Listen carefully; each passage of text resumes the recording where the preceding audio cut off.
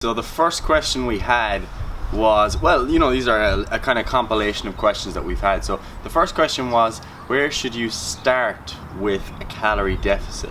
So obviously we know that a calorie deficit is necessary for fat loss. All the militia members know that.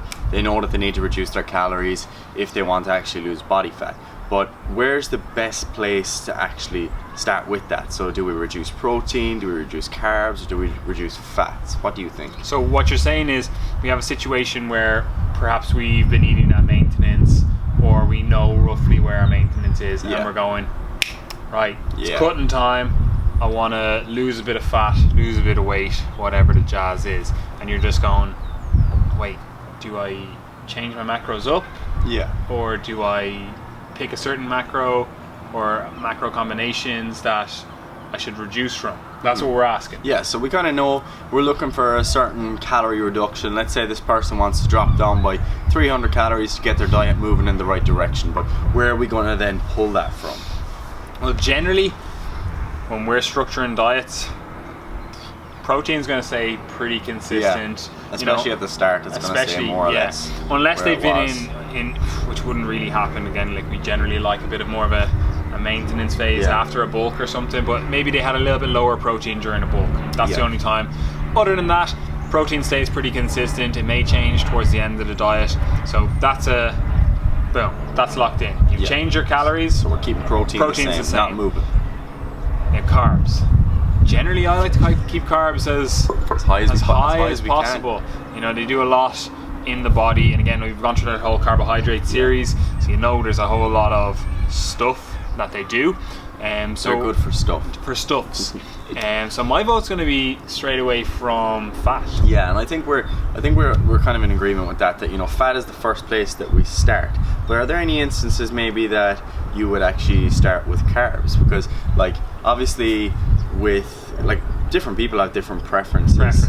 And, you know, some people, like some clients I have, are just like, Gary, look, I really like my dark chocolate, I really like my peanut butter and my whole eggs, my cheese. Yeah, and they're the staples in my diet. And let's say we've been through a bulk and we've gotten to the point where carbs were really high.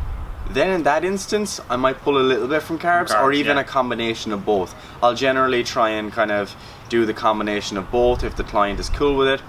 But again, that's kind of one of those abnormal circumstances. And again, I think we're generally kind of agreeing on fats being the first place. Yeah. But what do we do then as we move along? Because so this actually, before we actually get onto like deeper into the diet, it brings up a good point. Like, say if we did get into that bulk situation and someone had the personal preference of like actually just enjoying carbs, right? Yes. So we've already kept fats relatively low. Do we still take from fats to start with? Like, how low are we bringing fats? Like, I know I have a number in my mind that I'm kind of like, that's where like the lowest I really want to see people, and this is kind of the number where I'd want to see people more around. So like generally I like to keep it at least like 0.6 grams per kilo, like 0.6 grams of fat per kilo of body weight.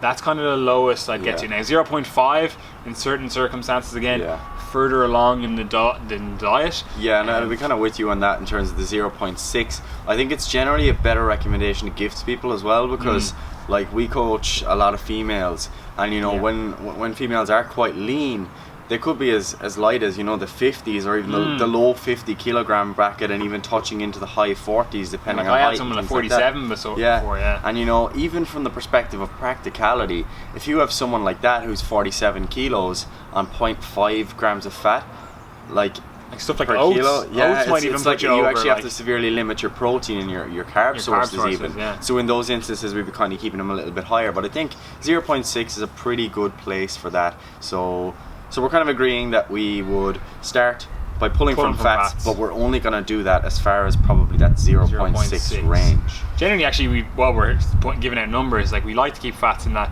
0.6 to 1 gram per kilo range. Yeah. Like somewhere in there, again, like sometimes it'll be higher, sometimes it'll be lower, depending on the situation, depending on the client in front of you, but somewhere in that range. But yeah, straight away I'd be bringing them closer down towards that 0.6 as we initiate the diet. Again, they could have been up at 0.8 whatever during our maintenance or whatever, and then we bring it down to closer to that 0.6, And then generally I like to stay pulling from fats Yes. until we get down to that 0.6 ish level, you know. So I like to keep the carbs as high as possible, but then like what's always going to happen, well, not always, but you're going to get to that stage in your diet where you're going, okay, calories need to go lower again, I'm kind of plateauing, I've stayed the same. Then I move to carbs. Yeah. Okay, because again, protein's staying fairly consistent. Yeah, and even towards the end, I'm kind of keen on putting protein up a little bit. Yeah. Pushing it up towards the higher end. So yeah, we will be kind of taken from carbs in those instances.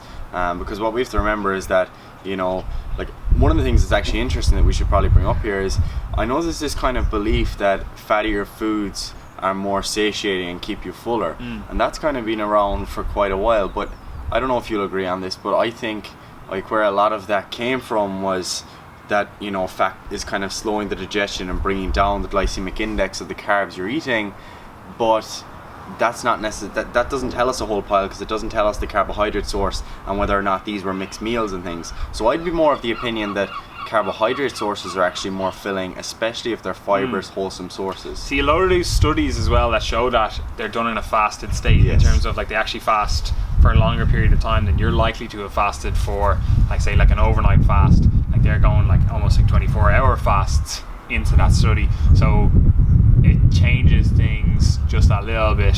But yeah, I'd actually be in agreement, and to be honest, if I'm looking for satiety from a meal, I'm looking at protein and fiber first. Exactly. Those are the two things that I'm looking at. And a lot of the studies again, and even the anecdotal type things, people aren't eating fiber and totting that in. Like they'd have purely a carb based meal or purely a fat based meal.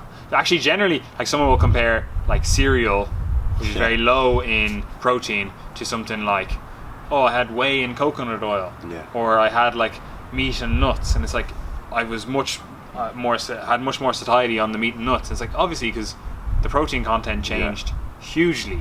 So yeah, protein and fiber are the two that I'm looking at for satiety. Absolutely. Versus the fat. Like fat obviously is satiating in terms of it does slow or delay gastric emptying, but even at that, like fiber trumps it. Yeah. Protein trumps it. So absolutely. Yeah. So to sum up the answer to that one, we're starting a deficit and pushing into a deficit with clients. We're always going to start from pulling from fats and bringing that kind of as low as that 0.6 grams per kilogram of your body weight. And the only exceptions to that would of course be personal preference. But if you are making that call, then you need to recognize that it could be to the detriment of your training performance and potentially muscle retention if you're taking away from carbs or protein instead of fats. So I hope that clears that one up.